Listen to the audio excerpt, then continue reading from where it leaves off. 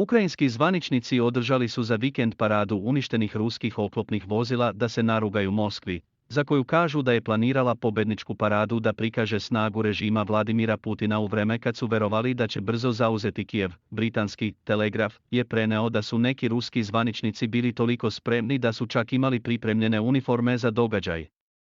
Umjesto toga, kako bi proslavile Dan nezavisnosti 24. avgusta, ukrajinske vlasti prikazale su desetine izgorelih, zaplenjenih ruskih tenkova i vojnih vozila u dve duge linije u glavnoj ulici Kijeva, bulevaru Kreščatik. Business Insider piše da su u subotu ukrajinske porodice uživale u izlasku, zalazeći između oklopljenih vozila i zagledajući izgorele ratne mašine.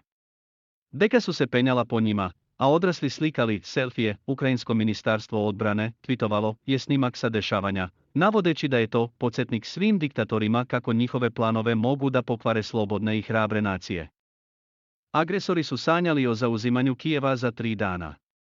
Okupatori su nameravali da održe paradu u našoj prestonici, naveo je na Twitteru ministar odbrane Oleksija Reznikav, dodajući da su oni sada u gradu kao metalni otpad. Ukrajina u sredu obeležava 31 godinu slobode od sovjetske vladavine, a taj datum također označava punih 6 mjeseci od početka ruske invazije.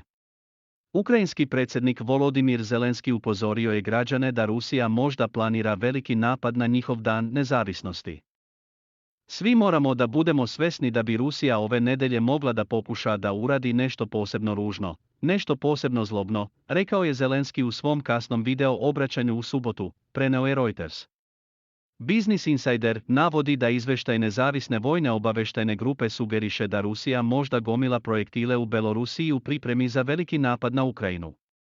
Beloruski projekt Hađuen je na Telegramu naveo da je na satelitskim slikama primećeno nagomilavanje oružja u vazdušnoj bazi Zjabrovka u Belorusiji.